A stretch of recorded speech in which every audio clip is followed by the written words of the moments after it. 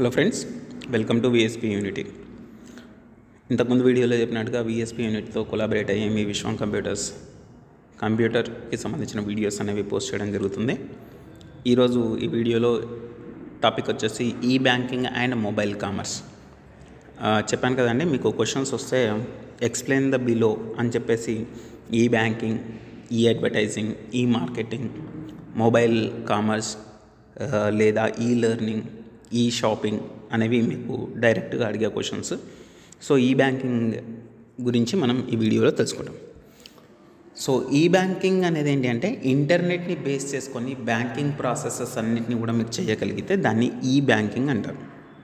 ఇది ఏంటి అంటే ఒక పర్టికులర్ వెబ్సైట్ని యూజ్ చేసి ఆ పర్టికులర్ వెబ్సైట్తో పాటు ఆ రెస్పెక్టివ్ బ్యాంక్ని కనుక కనెక్ట్ చేయగలిగితే దాన్ని మనం ఈ బ్యాంకింగ్ అనొచ్చండి. It allows us to connect with a particular website which is responsible for projecting all the services which are provided by that particular respective bank. అంటే మన ఆ బ్యాంకుకి వెళ్ళి మనం ఎటువంటి వర్క్ అయితే చేయగలుగుతామో అట్లాంటి వర్క్స్ అన్నీ కూడా మనం చేయగలిగే ఒక కెపాసిటీ ఇచ్చే ఒక ఈ కామర్స్ ప్లాట్ఫామ్ని మనం ఈ బ్యాంకింగ్ అని అంటున్నాం. And it establishes a services virtually, అంటే వర్చువల్గా సర్వీసెస్ అనేవి ప్రొవైడ్ చేయడం జరుగుతుంది. అంటే మనం ఇంటి దగ్గరనే by sitting at the home మీరు ఏమేమి చేయొచ్చు అంటే బ్యాంక్లో చేసే ప్రతి పనిని కూడా చేయొచ్చు. లైక్ ట్రాన్సాక్షన్ స్టార్ట్ చేయడం కానీ, ట్రాన్సాక్షన్ని కంప్లీట్ చేయడం కానీ, లేదా ట్రాన్స్ఫర్ చేయడం, అమౌంట్ని ట్రాన్స్ఫర్ చేయడం కానీ, డిపాజిట్ చేయడం కానీ, లేకపోతే షాపింగ్ చేయడం కానీ, ఇట్లాంటి అన్ని కేసెస్ మీరు వర్చువల్గా చేయగలిగితే దాన్ని ఆన్లైన్ బ్యాంకింగ్ లేదా ఈ బ్యాంకింగ్ అని అంటారండి. I hope it is clear to you people. కాకపోతే దీనికోసం మీ యూజర్స్కి బ్యాంక్కి మధ్యలో ఒక కనెక్షన్ అనేది ఎస్టాబ్లిష్ చేయాల్సి ఉంటుంది. సో దట్ వాళ్ళు ఏం చేయగలుగుతారు అంటే అథెంటికేట్ చేయగలుగుతారు ఎవరు ఈ పర్టికులర్ కస్టమర్, ఎవరు ఈ పర్టికులర్ అకౌంట్ హోల్డర్ అనేది వాళ్ళు ఆథరైజ్ చేయగలుగుతారు from the servers it self. అయితే ఇది ఏం చేస్తుందంటే ఒక కన్వీనియన్స్ అనేది ప్రొవైడ్ చేస్తుందండి. మీరు ఇంటి దగ్గర కూర్చోండి ఎట్ ఎనీ టైం. ఇప్పుడు బ్యాంకింగ్ అంటే బ్యాంకింగ్ అవర్స్ ఉంటాయి, కాకపోతే ఈ బ్యాంకింగ్ చేసినప్పుడు మీకు అవర్స్తో పని లేదండి. 24 hours మీరు ఎప్పుడు కావాలన్నా ఎటువంటి ఆపరేషన్స్ చేయాలన్నా మీరు ఇంటి దగ్గర ఉండే చేసుకోవచ్చు. కాకపోతే ఇక్కడ ఒక మేజర్ డిఫికల్టీ ఏంటి అంటే in order to provide the confidentiality and security to the customers or else account holder those who are having account in their banks, right, వాళ్ళందరికీ కూడా మీరు ఏం ప్రొవైడ్ చేయాల్సి ఉంటుందంటే confidentiality and authentication, security provide చేయాల్సి ఉంటుందండి. ఇవి అన్ని బ్యాంక్స్ కూడా చేస్తే రైట్ నో మీరు ఇంటర్నెట్ బ్యాంకింగ్ యూస్ చేస్తుంటారు కాబట్టి అందరికీ కూడా తెలిసే ఉండేది. ఆథరైజేషన్ కానీ అథెంటికేషన్ కానీ మనకు బ్యాంకింగ్స్ అనేవి సర్వర్స్ నుంచి ఎలా ప్రొవైడ్ చేస్తాయంటే by the means of user ID and password. మీకు ఇచ్చిన మీ యూజర్ నేమ్ అండ్ పాస్వర్డ్ ఏదైతే ఉంటుందో ఇవన్నీ కూడా ఫైనాన్షియల్ ఇన్స్టిట్యూట్స్ ఏవైతే మీరు డీల్ చేస్తున్నారో అవన్నీ అప్రూవ్ చేస్తాయండి. మీరే మీ అకౌంటే ఇది అని వాళ్ళు అప్రూవ్ చేసిన తర్వాతనే మీరు లాగిన్ అవుతారు. అక్కడ నుంచి ట్రాన్సాక్షన్స్ అనేవి మొదలు కాబడతాయి. సో దీన్ని మన వాళ్ళు ఏమంటున్నారంటే ఈ బ్యాంకింగ్ అంటారు. మరి దీని రిలేటెడ్ ఇంకొక టాపిక్ ఏంటి అంటే మొబైల్ కామర్స్. మీరు మొబైల్ని యూజ్ చేసి బిజినెస్ ట్రాన్సాక్షన్స్ ఏమైనా చేయగలిగితే, అంటే బిజినెస్ ట్రాన్సాక్షన్స్ ఏమైనా అండి, పర్చేస్ చేయండి, సేల్ చేయండి, లేకపోతే ఇంకేదైనా డేటా పంపించండి, ఇట్లాంటివన్నీ మీరు చేయగలిగితే దాన్ని కామర్స్, మొబైల్ కామర్స్లో పాటుగా మనం చూస్తామండి. అయితే ఈ మొబైల్ కామర్స్లో మీరు బిజినెస్ యాక్టివిటీస్ ఏమైనా చేసుకోవచ్చు. అయితే ఇక్కడ మొబైల్ కామర్స్ గురించి సపరేట్గా ఎందుకు చెప్తున్నాడు అంటే ఈ బ్యాంకింగ్ అన్నప్పుడు మీరు ఏదైనా కన్సిడర్ చేసుకోవచ్చు అండి. లైక్ మొబైల్స్ కన్సిడర్ చేసుకోవచ్చు, ల్యాప్టాప్ కన్సిడర్ చేసుకోవచ్చు, ఏదైనా ఎలక్ట్రానిక్ గూడ్స్ని కన్సిడర్ చేసుకోవచ్చు. ఇక్కడ మొబైల్ కామర్స్లో మాత్రం మనం ఏ డివైజెస్ని యూజ్ చేస్తున్నామంటే హ్యాండ్ హెల్డ్ డివైజెస్ని యూజ్ చేయడం జరుగుతుంది. హ్యాండ్ హెల్డ్ డివైజెస్ అంటే మీ సెల్ ఫోన్స్ కానీ, ట్యాబ్లెట్స్ కానీ, ల్యాప్టాప్స్ కానీ, పీసీస్ కానీ మీరు ఇందులో ఏదైనా యూజ్ చేసి వైర్డ్ కనెక్షన్ యూజ్ చేయండి లేదా వైర్లెస్ కనెక్షన్ యూజ్ చేయండి. కనెక్షన్స్ యూజ్ చేసి మీరు కనుక బిజినెస్ ట్రాన్సాక్షన్స్ చేయగలిగితే దాన్ని కామర్స్ కింద మనం కేటగరైజ్ చేస్తాం. అయితే ఇక్కడ నేను వైర్డ్ అన్నప్పుడు ఓన్లీ డెస్క్టాప్స్ లేకపోతే ల్యాప్టాప్స్ వస్తాయండి. ఇక్కడ మనం పీసీస్, ట్యాబ్లెట్స్, ల్యాప్టాప్స్ లేకపోతే మొబైల్స్ని కన్సిడర్ చేసుకున్నప్పుడు ఓన్లీ వైర్లెస్ నెట్వర్క్స్ని మాత్రమే మనం యూజ్ చేస్తాం. ఇందులో మీరు సిడిఎంఏ మొబైల్ కానీ, లేకపోతే జిఎస్ఎం మొబైల్ కానీ, జీబీఆర్ఎస్ మొబైల్ కానీ ఇట్లాంటివన్నీ కూడా మీరు యూజ్ చేసే ఉండింటారు ఆల్రెడీ. సో ఇవన్నీ కూడా వైర్లెస్ కనెక్షన్స్ని యూజ్ చేయడం జరుగుతుంది త్రూ ద నెట్వర్క్. మీరు యూజ్ చేసే ఏ నెట్వర్క్ అయినా అవ్వచ్చు.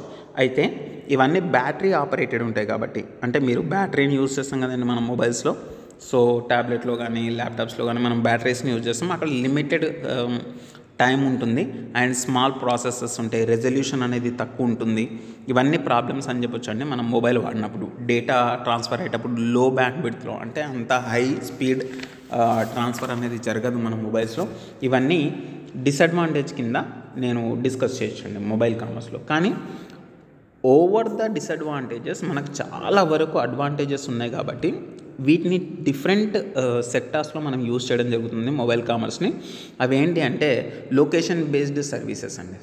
అంటే ఒక హోటల్ ఎక్కడ ఉంది, ఏటీఎం సర్వీసెస్ ఎక్కడ ఉన్నాయి, నాకు నియర్ బై లొకేషన్ ఏంటి, నేను ఎక్కడ ఉన్నాను, ఇట్లాంటివన్నీ మీరు ఆన్లైన్లో సెర్చ్ చేస్తారు కదండి గూగుల్ మ్యాప్స్ని యూజ్ చేసి.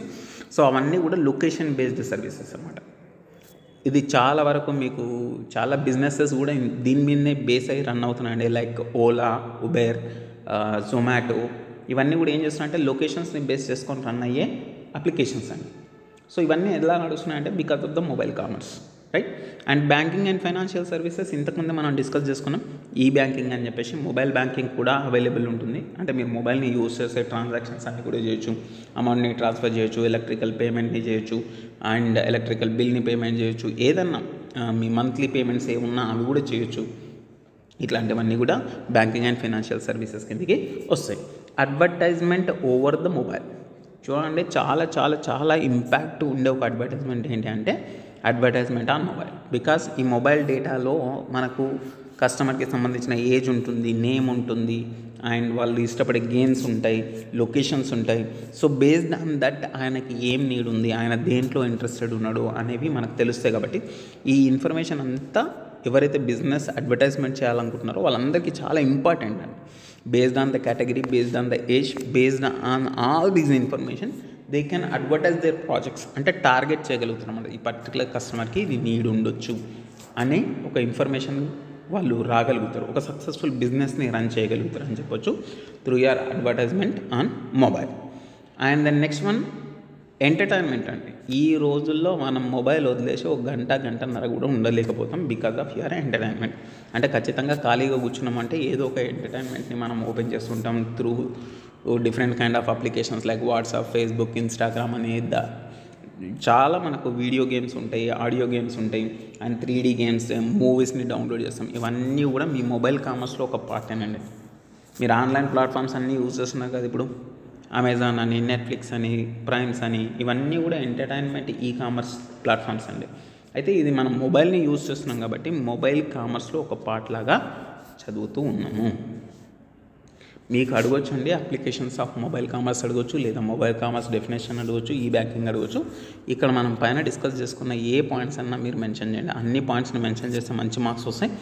సో గుర్తుపెట్టుకునే ప్రయత్నం చేయండి. ఈ వీడియో కనుక మీకు నచ్చినట్లయితే లైక్ చేయండి, సబ్స్క్రైబ్ చేయండి, అండ్ అలాగే మీ ఫ్రెండ్స్తో షేర్ చేయండి.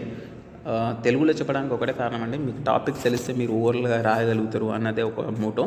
సో తప్పకుండా ఛానల్ని సబ్స్క్రైబ్ చేయండి. మరొక వీడియోలో కలుసుకుందాం. Thank you.